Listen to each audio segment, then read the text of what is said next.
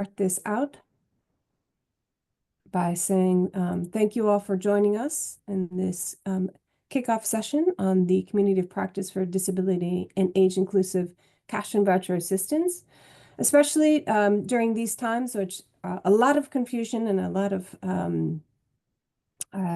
just a lot of drama in a sector which has a lot of drama to begin with. We really appreciate you coming. Next slide. So please feel free to write your name in the chat, where you're calling in from and what organization you're working with. We'd love to know about that. Next slide. So a little bit of what we will do today. So we're getting to know you by you writing in the chat. We'll let you know a little bit about this, about the community of practice. We'll be talking just to get like an idea about disability inclusive and age inclusive CVA. We'll have a really rich panel session, and then we'll do some work together. So get ready to be speaking. We'll have breakout groups, and then we'll try to do some key learning together. Next slide. So just to remind you that the objective is to advance inclusion for persons with disabilities and older people in CVA programming, and supporting CVA actors to adopt inclusive practices through evidence-based inclusion and approaches. Next slide. Great. Just before we go into this, I did want to mention that there will be some sessions which will have interpretation, both for French and for Ukrainian, and we also have sign language interpretation. So do make those, you can, I can't seem to speak this morning, but you can start that translation on the bottom, and so you can have it in the language that you need it. So I'm going to pass over to Manuel from CVA. Over to you. Thank you very much, Holly, and welcome everyone to this session. So my name is Manuel Rothi. I'm the Senior Cash and Livelihood Advisor of CBM Global. And together with my colleague, Tom Colley, we want to share some thoughts on disability and age inclusion to kick us off in this session. So the title of the presentation is, Where Do We Stand? Next slide, please. So if you would have asked me 3 months ago, where do we stand when we started preparing for this session, I think my answer would have been quite different.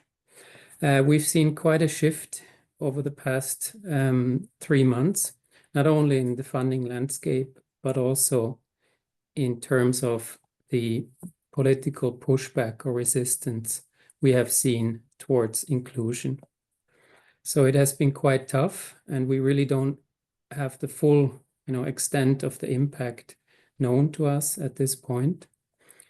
But I think it's also important that we not forget that we're on the right track. And I want to share a few reflections, that have helped me in my thinking over these past months. So a colleague, a woman with a disability who has been active in the disability movement for a very long time, has recently told me that, people with disabilities have been included for a very long time. So it has always been tough. It has always been an uphill battle for us. And it has not changed. It is still an uphill battle, but it's still a battle that is very worth pursuing. And I think in that spirit, it's important that we also recognize that the fundamentals have not changed. So it is still as important as ever that we make sure that people with disabilities, older people, but also everyone else is included in cash and voucher assistance and has the same benefits and can participate in the programs in the same way. So it is as important as ever. At the same time, also, it's good to acknowledge that we have made real progress. So we have more recognition of inclusion, especially disability and age inclusion, in our coordination mechanisms, in our policies and systems. So it is still the time that we continue on this path and move forward. Next slide, please. So where do we actually stand? So the progress has been quite good when it comes to growing organizational capacities. We've seen many large cash actors, back one slide, yeah, revising their policies, but also building capacity of their staff. We've also seen much more engagement of organizations of persons with disabilities in cash coordination and also in the implementation of cash programs. We've also seen several pilots in several countries that had a specific focus on disability inclusion and have been accompanied by some good research around the topic and really creating evidence, the evidence that we actually need to develop these disability inclusive models. At the same time, we're still seeing some gaps when it comes to transfer design.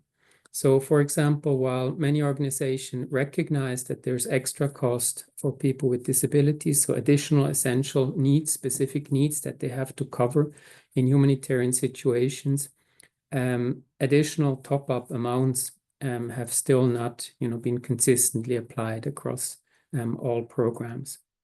Also, transfer design, accessible transfer design is something that's very well recognized, but then often, when it comes to the actual delivery of the cash transfer, then it is still alternatives or relatives of people with disabilities who are collecting the cash and not them themselves. Also, while participation of people with disabilities has been much improved, there's still, in many countries, there's no institutionalized, formal, systematic process on how organizations of persons with disabilities can input and participate in cash coordination. When it comes to data and accountability, which there has been quite some recognition that it is fundamental to inclusion, that inclusion starts there.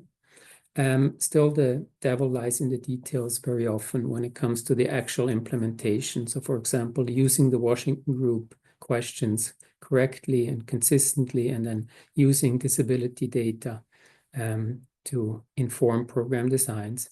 When it comes to accountability mechanism, again, there has been a lot of recognition, but then when it comes to communicating inclusively so that information reaches people with disabilities and giving people with disabilities opportunities to access feedback mechanisms to make their voice heard through accessible mechanisms, there's still a bit of homework to do.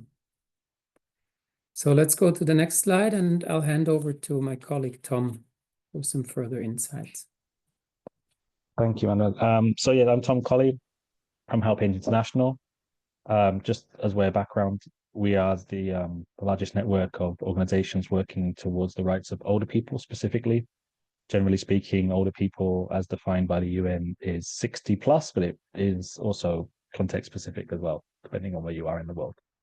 So I think perhaps the knowledge of people with disabilities is a little better, generally speaking, than older people. But we are living in an aging world. And some two very stark statistics is that, by 2050, about 1/5 of the total population of the world will be above the age of 60, which will be about 2.1 billion people. And 80% of those people will live in low and middle income countries.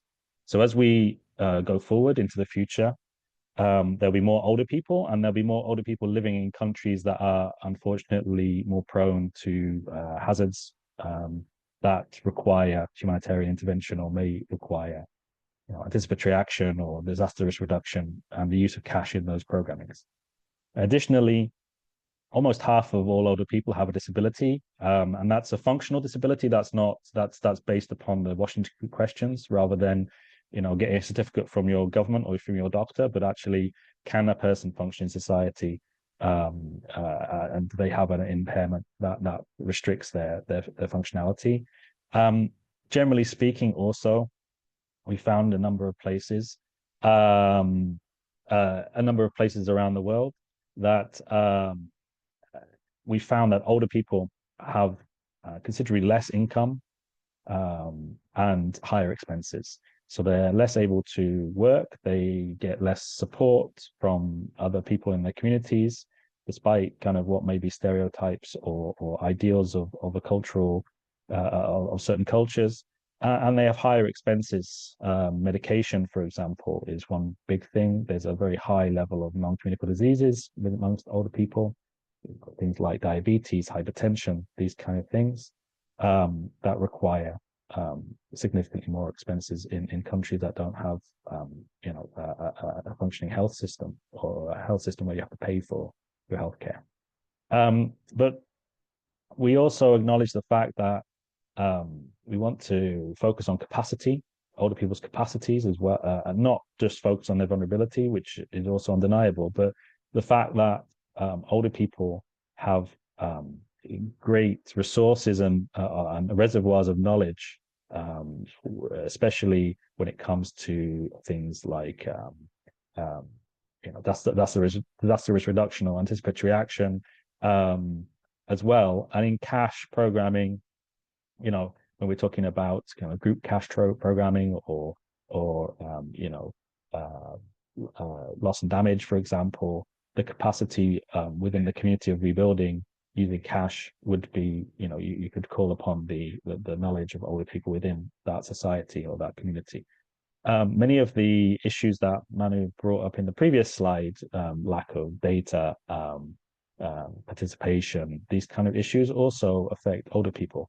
And that's why we kind of looking towards looking at this issue together, because many of the issues are similar, or perhaps the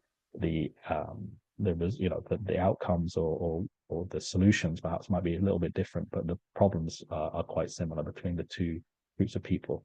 So this is a very quick introduction to kind of aging and trying to link it to cash. I wanted to set kind of a little bit of knowledge base before we move on to future meetings in the next few months or so. So I'll pass back to Manuel now for the final slide. Thank you.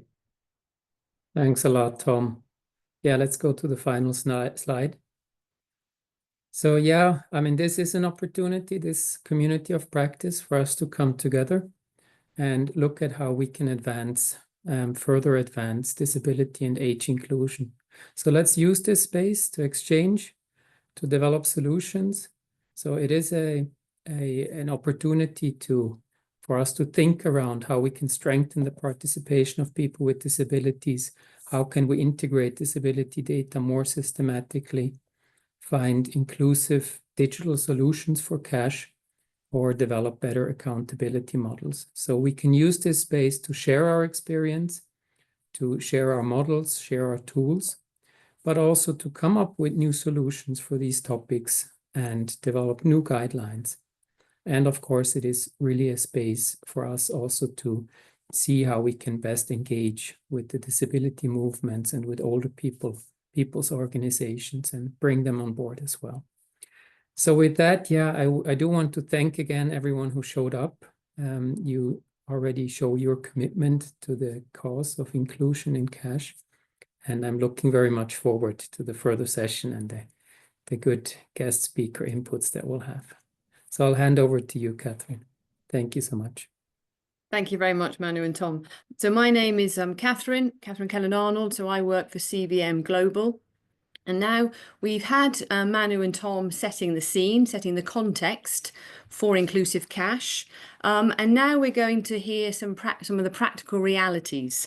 So we're going to be looking at some practical realities of implementing and influencing in cash, and especially cash working groups, concentrating today more on the disability inclusive side of things. But as Tom said, there are some common themes, and we will look more at the age inclusive element in future events.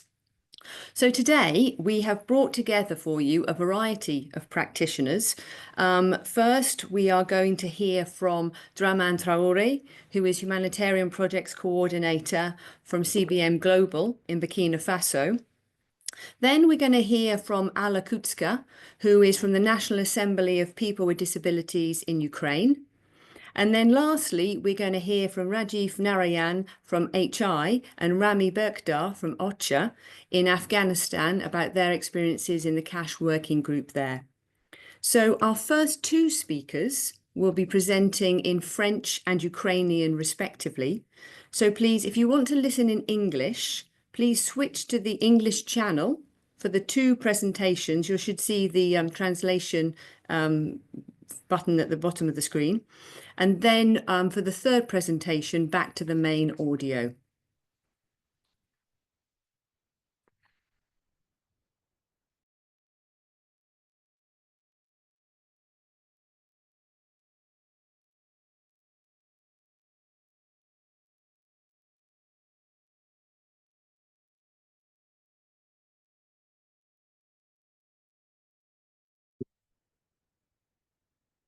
Thank you, Catherine. Merci, Catherine. Bonjour, bonsoir à toutes et tous.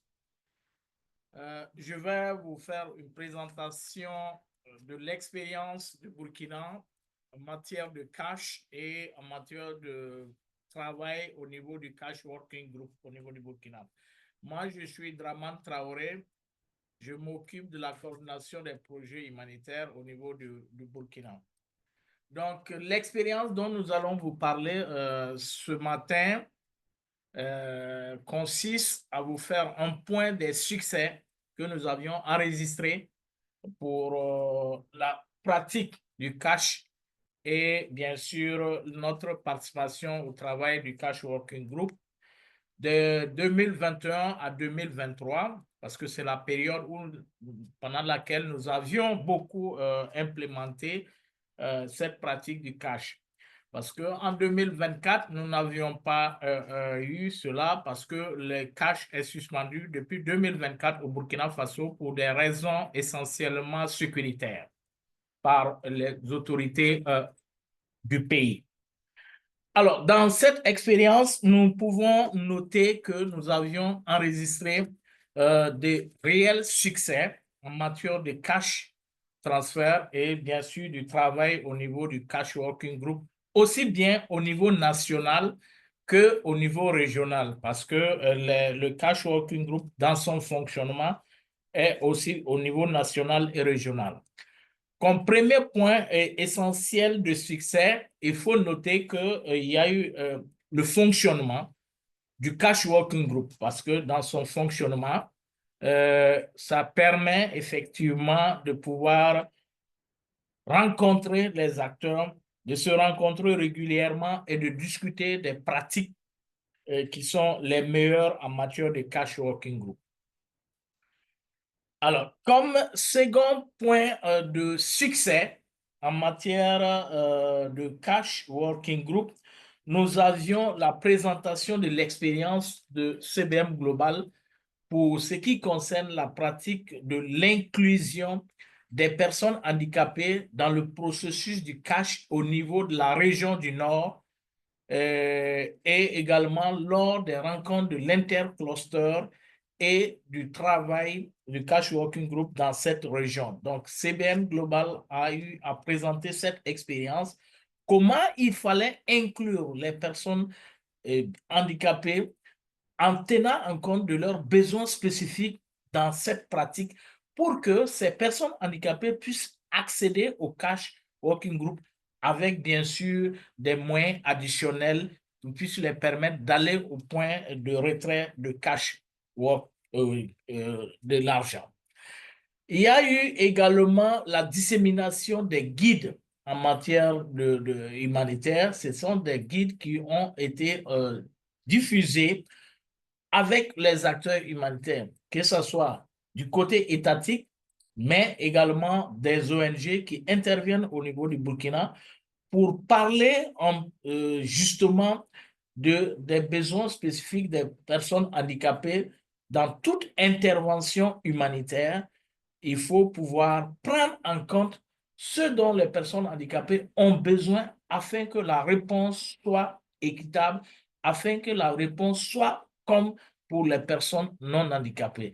Et ça, cette dissémination a été faite au cours d'un atelier avec l'appui conséquent du directeur humanitaire de SEDEM Global. Donc, voilà les points essentiels clés en matière de succès dans notre travail et dans la pratique du cash au niveau du Burkina. Bien sûr, cela n'a pas été sans défi. Les principaux défis auxquels nous avions fait face pendant la pratique du cash au niveau du Burkina, essentiellement, on peut retenir comme défi la faible accessibilité des personnes handicapées au cash. Comment cela a été retenu comme défi? Il y a que les personnes handicapées ne sont pas pris en compte dès le processus du ciblage pour être justement des personnes qui doivent accéder au cash à travers des appuis pour les permettre justement de se rendre au niveau des points de retrait. Et donc, cela manquait beaucoup. Et à titre d'exemple, nous pouvons dire que il n'y avait pas assez de coûts additionnels pour permettre d'acquérir, de doter les personnes handicapées de téléphones munis de sonorisation pour qu'une personne handicapée visuelle puisse de lui-même pouvoir faire la transaction de retrait parce que notre cash, nous l'avions fait à travers le système mobile monnaie. Donc, il faut un téléphone. Alors, si une personne handicapée aveugle n'a pas un téléphone muni de sonorisation, elle ne peut pas faire les transactions elle-même. Si une personne handicapée ne dispose pas d'aide technique pour lui permettre de se déplacer, aller au niveau du point de retrait, elle n'a pas accès au cash. Si une personne handicapée qui a besoin d'assistance humaine d'une autre personne, elle ne pourra pas justement se déplacer au point de retrait pour avoir son argent. Et également, si les frais de déplacement de taxi ne sont pas inclus dans le processus du cash, alors les personnes handicapées n'auront pas accès facilement au cash. Il y a que comme autre défi, c'est la prise en compte d'une personne membre de la famille pour pouvoir accéder aux jeunes. Parce que nous avions vu des personnes handicapées qui n'ont pas eu finalement leur argent parce que c'est une autre personne, membre de la famille, qui a fait le retrait à sa place. Et elle n'a pas eu à rentrer en possession de son argent du cash. Donc, du coup, ça, c'est un défi qui est resté à relever. L'autre défi, essentiellement, se situe au niveau de la coordination des actions du cash, qui n'est pas la même d'une ONG à une autre. Il y a eu également comme défi le manque de mutualisation, de partage des listes des bénéficiaires. Ce qui fait que dans une même zone, les ONG peuvent être amenées à assister les mêmes personnes, alors qu'il y a d'autres cibles qui sont dans le besoin, mais qui ne seront pas atteints parce qu'il n'y a pas de partage des listes pour permettre justement de couvrir un bon nombre de bénéficiaires. Également, un des gros défis, c'est la non-disponibilité de données désagrégées sur les personnes handicapées, ce qui va permettre facilement de pouvoir prendre cela en compte dans le processus du cash. Alors, au regard de ces défis, qu'est-ce qu'il faut retenir comme conseil en termes de pratique dans le cash? Les conseils essentiels, c'est vraiment pendant la planification, c'est de pouvoir tenir compte des coûts additionnels pour couvrir les besoins spécifiques des personnes handicapées afin qu'ils puissent accéder au cash transfert au même titre que les personnes non handicapées.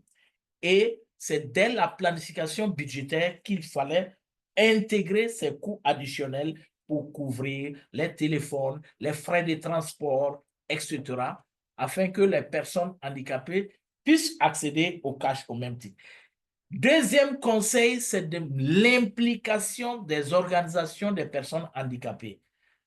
C'est elles qui savent où se trouvent les personnes handicapées et c'est elles qui savent quels sont les besoins spécifiques des personnes handicapées en matière de cash. Donc, il faut les impliquer dès le début du processus et à toutes les étapes du cycle du cash transfert. Donc, ça, c'est des conseils qui ont été prodigués pendant les réunions du working group où nous avions beaucoup participé.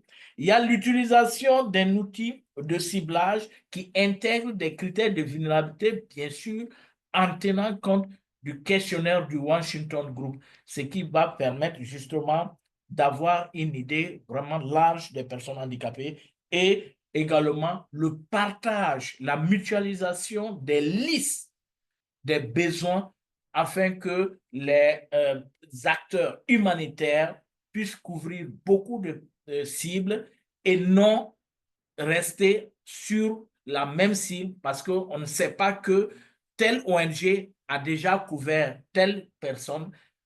Mais si nous mutualisons, nous partageons les listes, cela va permettre justement de ne pas agir, de ne pas faire le cash transfert pour les mêmes bénéficiaires.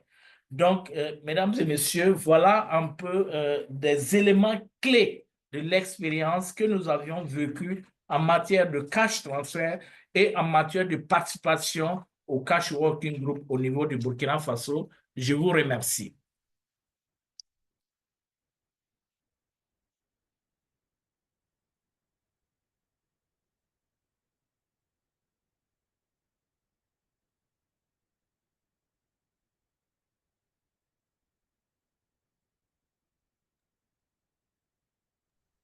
So just give Catherine a minute to come back to English. Yes, it's just now we're going to hear from Alla about her experiences in Ukraine.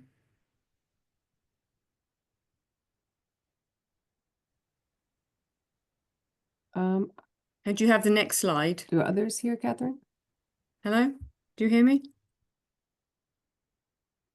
Yes, we can hear Catherine. Yes, I can. we can hear Catherine. Yes, we can hear Catherine. Can we show the next slide? And Alla, are you ready to present? Добрий день, мене звуть Алла, я представляю Україну, представляю Українську національну організацію людей з інвалідністю.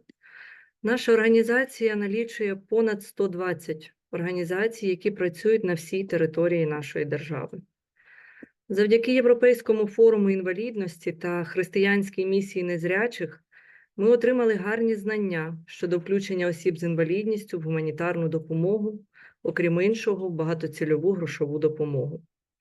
Ми здійснили велику адвокаційну роботу, спрямовану на подолання бар'єрів і забезпечення доступу людей з інвалідністю до такої допомоги. Нами проведено низку опитувань, досліджень, заходів. За їх результатами ми підготували рекомендації. Можна, будь ласка, наступний слайд? Ці рекомендації висвітлюють існуючі бар'єри та шляхи включення людей з інвалідністю в багатоцільову грошову допомогу. Зараз цими рекомендаціями користуються різноманітні гуманітарні організації, кластери, агенції ООН та інші гуманітарні актори. Які ж основні виклики, що сьогодні перешкоджають доступу людей з інвалідністю до багатоцільової грошової допомоги? По-перше, відсутня чітка офіційна статистика стосовно чисельності людей з інвалідністю. Із перших років війни статистика не ведеться також основними гуманітарними гравцями. По-друге, гуманітарні гравці не розуміють повною мірою питання інвалідності. Це призводить до зайвого витрачання людських та фінансових ресурсів. Багато експертів, які приходять в Україну, мають досвід інших країн, але не України. Хоч в Україні практикуються різні підходи до забезпечення грошима людей з інвалідністю і з різними видами порушень та ступенями таких порушень. По-третє, до цього часу немає єдиного ресурсу, на якому люди з інвалідністю можуть отримати інформацію про багатоцільову грошову допомогу та про те, як її отримати. Четвертим викликом є неналежна координація в питаннях інвалідності між кластерами, агенціями ООН та іншими гуманітарними гравцями. Питання інвалідності не стало наскрізним в їхній діяльності. По-п'яте, але не останнє, включення людей з інвалідністю в процеси прийняття рішень залишається формальним, а не реальним. І це велика проблема. Ми експерти з досвідом, наш потенціал і знання потрібно використовувати. Наступний слайд, будь ласка.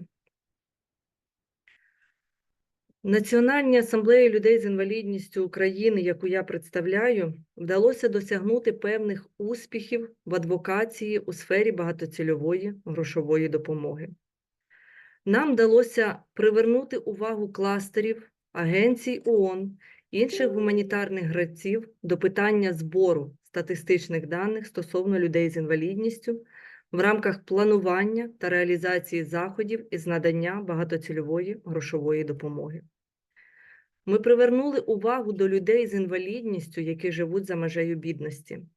Їм підтримка має надаватися в більшому розмірі порівняно з людьми без інвалідності. Люди з інвалідністю мають більші потреби через порушення їхнього здоров'я. Сьогодні в Україні люди з інвалідністю проживають за межею бідності. Їх місячний дохід становить від 50 до 70 євро. Відбулися позитивні зрушення в доступі людей з інтелектуальними і сенсорними порушеннями, людей старшого віку до інформації про багатоцільову грошову допомогу. Почали ширше використовуватися альтернативні формати подачі такої інформації. Це дуже важливо, адже значна частина людей з інвалідністю в Україні не має сенсорних телефонів та доступу до інтернету. Люди старшого віку не можуть без сторонньої допомоги подати заявку на підтримку, а допомогти їм немає кому. Люди з інтелектуальними порушеннями часто не можуть зрозуміти механізми отримання такої підтримки. Також нам вдалося досягнути того, щоб отримання міжнародної грошової допомоги не позбавляло людей з інвалідністю права на державні виплати, пільги та гарантії. Також досягнуто поступу в питанні логістики. Завдяки організаціям людей з інвалідністю багатоцільова грошова допомога стала доступною для мешканців сільської місцевості. Реальна ситуація в Україні почала враховуватися під час планування та реалізації заходів із багатоцільової грошової допомоги. Йдеться про відключення світла, відсутність доріг, транспорту, персоналу та інтернету, банкоматів для зняття готівки та багато інших негативних речей. Можна наступний слайд, будь ласка.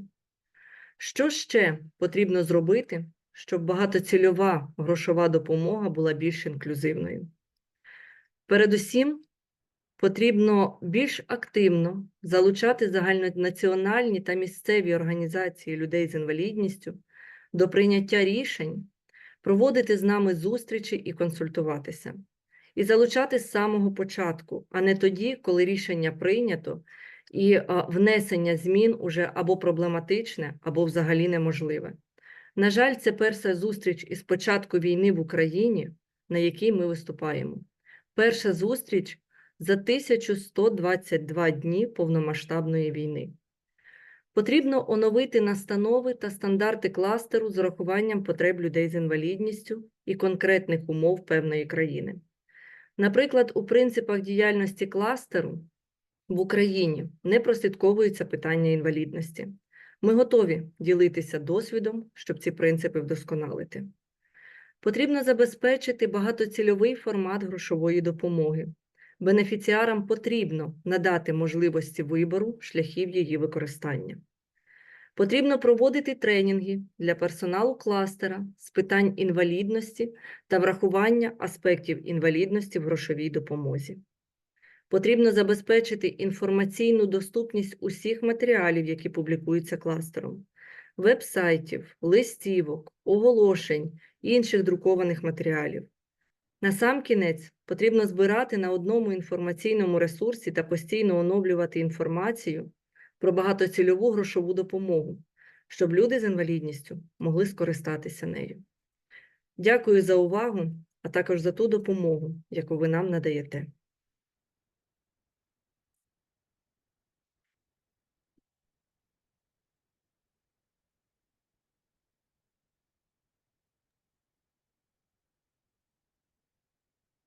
Thank you very much, Ala, for your contribution there. Very interesting to hear some of the very challenging realities that you're facing. Now we're going to hear from Rami and Rajiv. So I'll pass straight over to them. Thank you. Thank you so much, Catherine. Hi, everyone. Very good morning, good afternoon, and good evening to all my friends and colleagues joining in from all across the globe.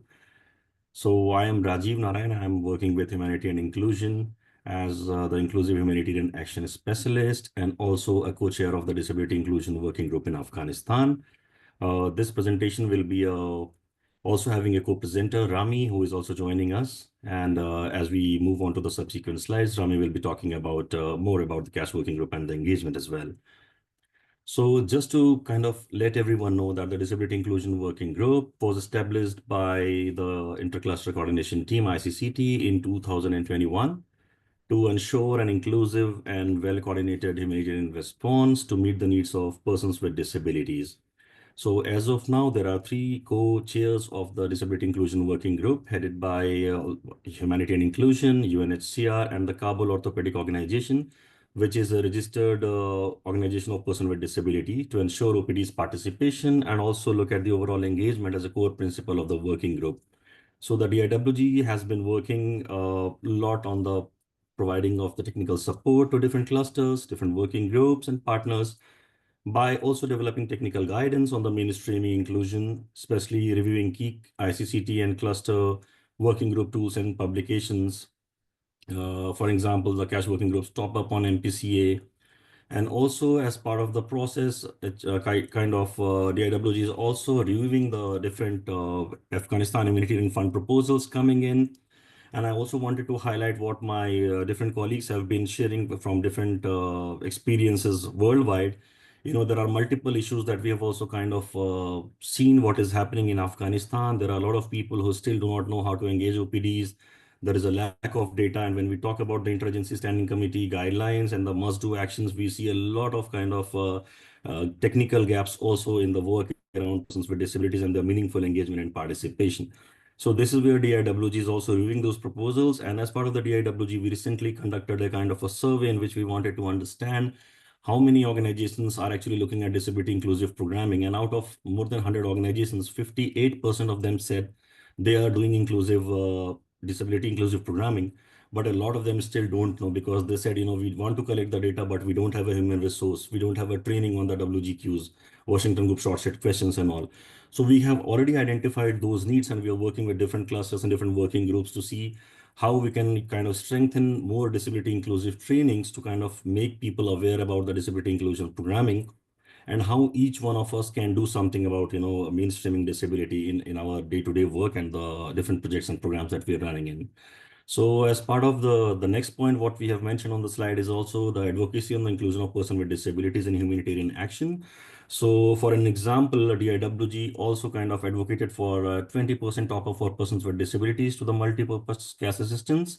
And this is where I also want to kind of share that HI technical advisors in cash and inclusion are also kind of providing a lot of technical support on the top up. And we stand committed to do so. So we are looking forward to the enriching discussions as part of this presentation and also as part of the subsequent presentations and the breakout rooms discussions. I will request Rami to lead on to the coming slides. Thank you so much from my end.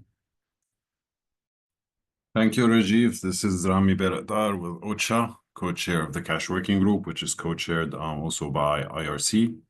Apologies, I'm not going to be switching on my camera today. I'm not feeling very well. I'll just take you through the lessons learned on this collaboration between the Disability Inclusion Working Group and the Cash Working Group in Afghanistan. The process actually started in 2023 with a joint workshop with OPDs. So Anna from Ukraine did mention that we need to actually have the collaboration right at the start with the OPDs. So I think we got that one right in our approach. And then by 2025, early this year, it was within the guidance. But let's talk a little bit about the lessons learned that happened along that timeline.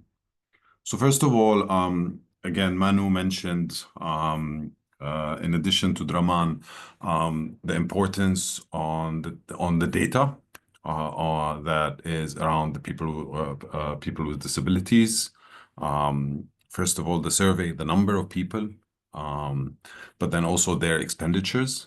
So again, that is something critical to look at. So the profiling, and then also to look at the expenditures of people with disabilities. Next up, another thing that we looked at was when we were working on this top-up, this multipurpose cash top-up for people with disabilities, we opted for going a percentage of the MPCA because the MPCA is revised to track market prices and preserve beneficiary purchasing power. So as the MPCA value changes, so does the top-up as a percentage of it to be able to track those market changes. It was very important for the ICCT also to understand how that top-up will work and if there will be any potential overlaps. So there were some technical discussions with the intercluster coordination team to ensure that we are providing complementary assistance. Next up was socializing these guidelines with the cash working group partners. And here, when we dug into it, we found a little bit of variance. So some partners did collect some information through the Washington group questions, but then as other colleagues here today mentioned, some partners did not actually know about the Washington group questions. So we had to socialize around that, integrate the Washington group questions into our assessments, our PDMs, and our guidance to make sure that everybody is aware, everybody knows what the resources are there and how we have adapted them to the Afghan context. Now, next up, in January 2025, the Disability Inclusion Working Group, along with the Cash Working Group, have issued or are finalizing specific guidance on this top-up. In addition, the Cash Working Group also has integrated this top-up into the MEB guidance. So there is a cross transfer, if you will, in the various respective guidance to ensure that whoever is looking at cash or at disability inclusion from either lens or from either perspective is aware of these resources. When we looked at the top-up, we dug into some global reference data on expenditures. We also looked at expenditures in Afghanistan. And it was very difficult, again, as it was mentioned, to find statistically relevant data. However, as highlighted by all of the presenters today, we know that these barriers that people with disabilities face inevitably translate into financial barriers, so increased expenditures. And you can imagine that access to markets, access to health services, just moving around, having caretakers, all of that involves additional expenditures. So we knew for a fact there was additional expenditures. We knew for a fact that this need to be addressed through MPCA. So this is kind of the spirit of this work stream. Now, as we have integrated this top-up of 20%, we are currently in process of integrating it into our programming. So it's no longer just on paper. It is now in budgets. It is now in ongoing projects. And we need to stress the need over looking at expenditure figures, looking at PDMs, looking at inline surveys and monitoring to ensure that that top-up actually does what it has to do, yeah? And this is just ongoing right now as we speak.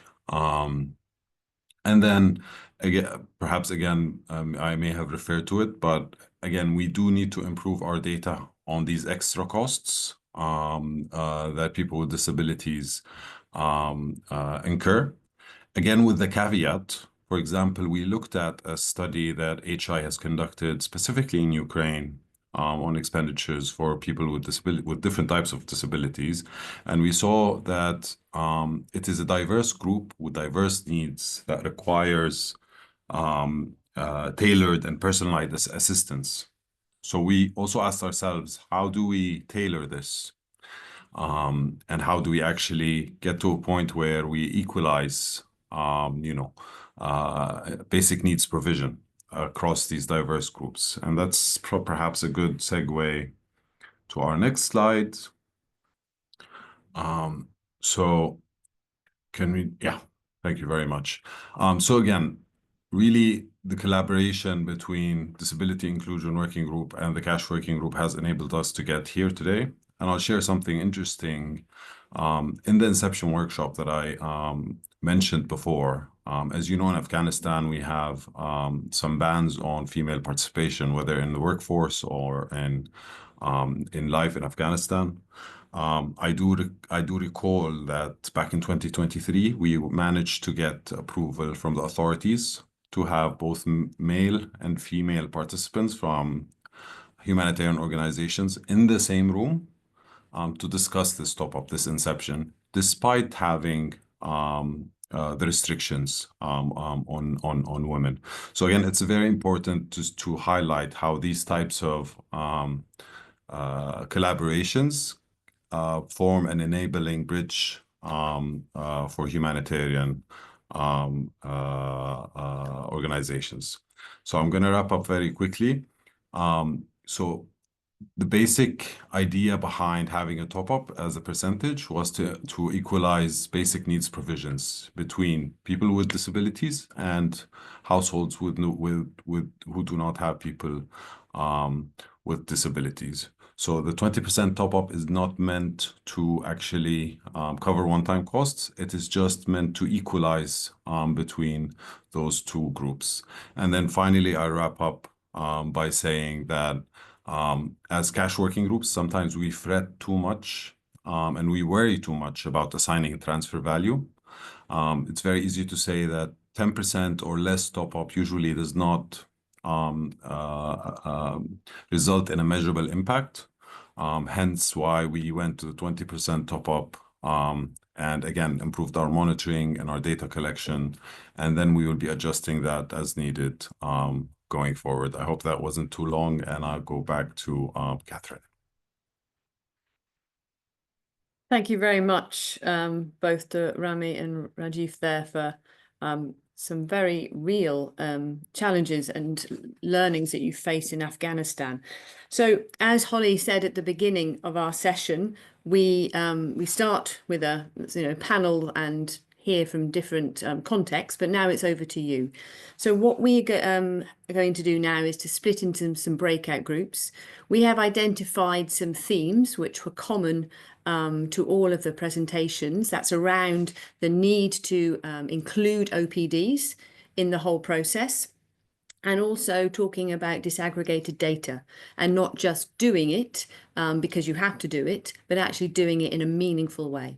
So now I think Juliana is going to put you into groups, and then you're going to have about 20 minutes to discuss those questions in more detail, and then we'll come back and share some of the key points that we have, that you shared amongst yourselves. Thank you.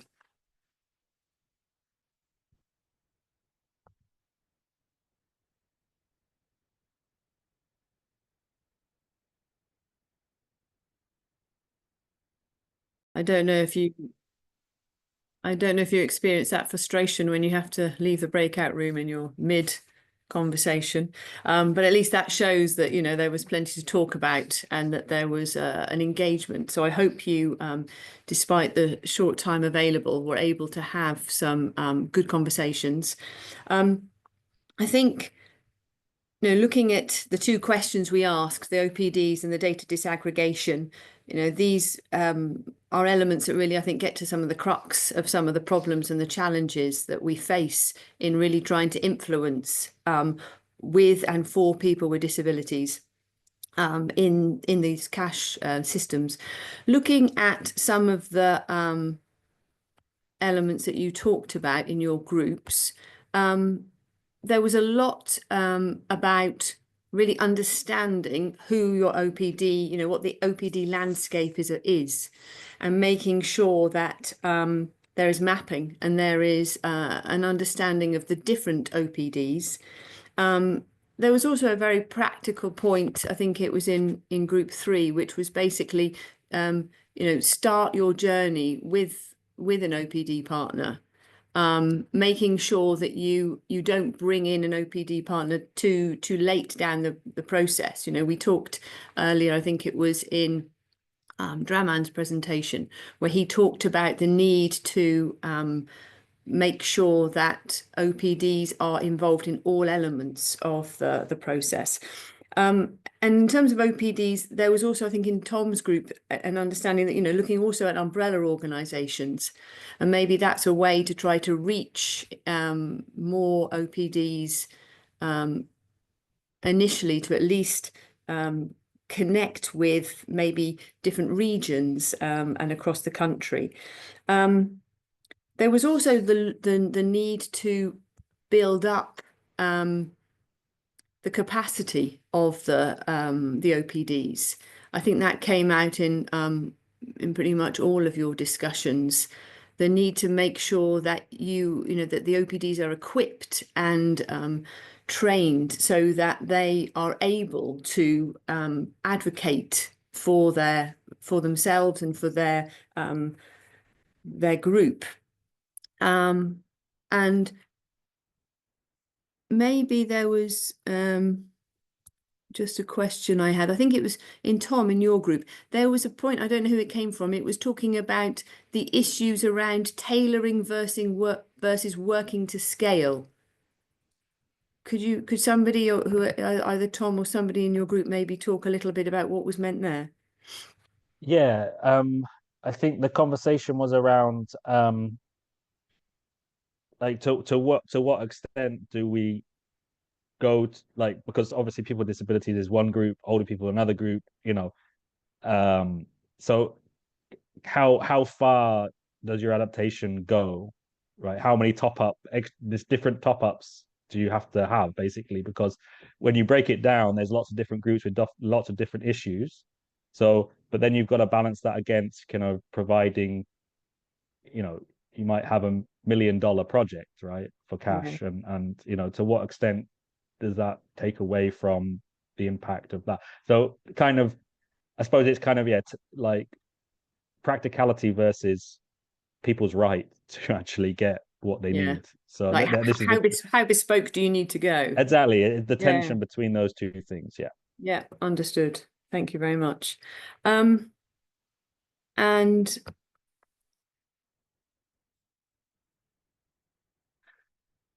there was also it came out in Madeline's group, I think it was Patrick, who was talking about the need to communicate between and from the cash working group. I think maybe, I don't know, Patrick, if you can share any examples of where that's worked particularly well in your context. Yes, Catherine. Let me take one example, concrete example. Here in Cameroon, we have the National Cash Working Group, and we have a regional or provincial cash working group, which depend from the National Cash Working Group one. But in the mailing list of the National Cash Working Group, many organizations are not part of this mailing list. So if our purpose is to bring systematically our OPTs on the field, it's good for the cash working group to know them.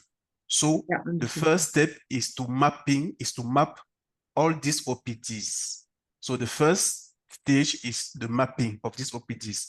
Second stage is to insert these OPDs mail into the mailing list. Then we are sure that when we communicate externally about our national cash working group activities, information could reach them. But if we don't know who is working where, we have usually our 5 or 3W. If you don't have this mapping, it's difficult to reach these OPDs. This is what I'm talking about, the communication. Then if the OPDs have already received information, they could attend to our event. That's what I'm talking about, the communication. Now in Cameroon, it's not only the issue of OPDs. Many organizations, even UN or UN agencies, don't have sufficient information about the cash working group activities because the communication is not really effective. Yeah.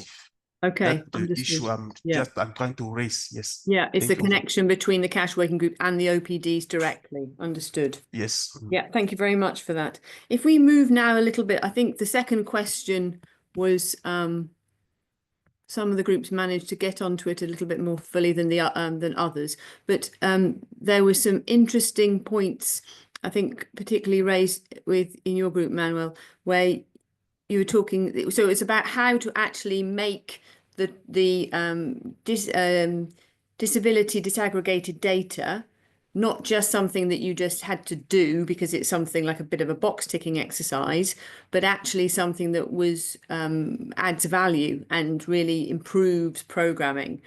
And there was something here about how in PDM surveys, having a standard that 15% of respondents are people with disabilities. So making sure that upfront, you make sure that they are a group who are included from the beginning of how you're going to look at how your distribution has gone. There was also quite a bit about trainings at different levels and at cluster level, and making sure that people understand that it's not just doing this for the sake of doing it. It's about really, I think, Rajiv, you brought this point out about, this is how we do quality programming, to make sure that we're responding to specific needs of the groups. I think there's quite a few examples from Ethiopia and Nigeria, which is great to hear about and to share. Does anybody have any maybe practical things like that 15% of respondents with disabilities? Does anybody have any sort of elements like that they are systematically working into their projects to just make sure that data disaggregation is meaningfully done? Amir, you want to come in there? Yeah, hello. Hello. So I'll give the experience from CVA for Health in Ukraine, which is a sectorial CVA. Some partners have included CVA for people with disability, basically to target their health needs, but they are targeting people with disabilities as their main target. Providing assistive devices, providing rehabilitation sessions, any health need, but the only target beneficiaries for their program on the CVA program was people with disability, as well as we have like organizations that join as well and participate for like OPD organizations. But this is the experience we have from Ukraine on sectoral cash. Yeah, thank you. Right, so you were just focusing solely on people with disabilities. No, that's part of, like, I know two partners who were like targeting only people with disability on the CVA programming. Yeah. Others target people with disability plus like pregnant lactating women, children, and etc. But there are NGOs that adapted their CVA programming to only people with disabilities. Yeah, and that reflects, I think, what Ala, the statistic that Ala shared earlier, with the I think it was, wasn't it, $50 to $70 a month that many people with disabilities were living on. Penina here is talking about in the chat about making sure that that people with disabilities are not just seen as one group, that there's an understanding that different disabilities have very different needs, and that particularly deaf people are often missing out and the need to pay for sign language interpreters. I think that's a very real challenge. And then Rajiv again talking about OPD mapping in Afghanistan and the need for that. I think, does anybody have any other particular points that they would like to raise about data disaggregation in particular? So Tom, would you like to say something? Sure. Yeah. On that point about diversity of different groups of people, we at HelpAge advocate that it should be age and disability disaggregated data, because often data collection is like 60 plus, right? So I take the example of my father. My father's 65, something like that, and my grandmother is 95. Now, if you just looked at those two people together as one group, they're not the same. My father doesn't have the same needs as my grandmother. So at HelpAge, we advocate for at least 10-year cohorts up until 80 plus, because yeah, so 60, 70, 70, 80 basically. Yeah. Because that will give you a much better insight into the data. And then obviously if you bring in the Washington group questions as well at the same time, gives you even more nuance about how people are actually. So yes, it's a very important point that people with disability, older people, are not a homogenous blob of people. The intersectionality, isn't it? Exactly. Yeah. Everyone's got their own life story. Everyone's got their own situation that they've been through in their life, and that all plays a role. Yeah. And you put gender in there as well, and of course, yeah, and then and social dimensions. like social status, race, all kinds of things that need to be interpreted as well. So that's at least on a basic level what HelpAge would advocate for, is that age element of disaggregated data as well. Thank you. I think our time is drawing to a close. Rajiv, do you have a short point or you'd like to make? Sure, Catherine. I just wanted to highlight like one or two important points, which is basically on the reference to the data. So while we are reviewing the Afghanistan Humanitarian Fund proposals coming in from different international organizations, including the UN agencies and all, there is again a lack of information on which particular data to reference. So people are saying we want to use 15%. A lot of them have said no, we want to use the HNRP data, which probably has the something marked around 9 or 9.2%, saying the whole of Afghanistan accountability kind of a thing, wherein they have captured the household level data, but not factoring all the households having how many members and all that. So there is a technicality in it, and a lot of organizations fail to kind of accept the recent global estimate of 16% of persons with disabilities as per the WHO. So as per the DIWG, we are also constantly advocating and pushing for having a 16% uniformity across all the proposals while endorsing the proposals from our end. So this is something that I wanted to highlight. Yeah, thank you very much. So I'm going to hand over to Holly now, who's going to talk a little bit about the next steps. But one thing, maybe just in a practical way, what we're hoping to do is to start to put together a bit of a tip sheet from some of the responses that we've collected today. So if there are other points that haven't been raised that you think are worth mentioning, please do put that in the chat or send that to us. That would be very useful. Thank you. Over to you, Holly. Thanks so much, and thanks for everyone, the presenters, the interpreters, the participants, the panelists, the big team who put this together. I think we have a next slide there, Juliana. Great. So we just wanted to say that, hey, this is the first one, but we're going to have more. So the next one will be on the 26th of June. We will send an invite out to you. We'll be also on the CALP website, and also hopefully we can circulate that through other channels. If you're watching this as a recording, please go and look at the CALP website to be able to do that. Julian, I think we have a poll to talk about maybe future topics, because we want this to be participant driven, right? In terms of what we're talking about. These topics were picked based on interest that we had received in the past. And so you'll see a short poll up on your screen, and pick the ones that you're interested in, so that when we're organizing them, we can organize it in a way of interest to you. Let your colleagues know about this community of practice. And if you have questions, if you have other comments, like Catherine said, that you want to be able to to add to a tip sheet, please, you can email them over to us at CALP. With that, we're saying thank you.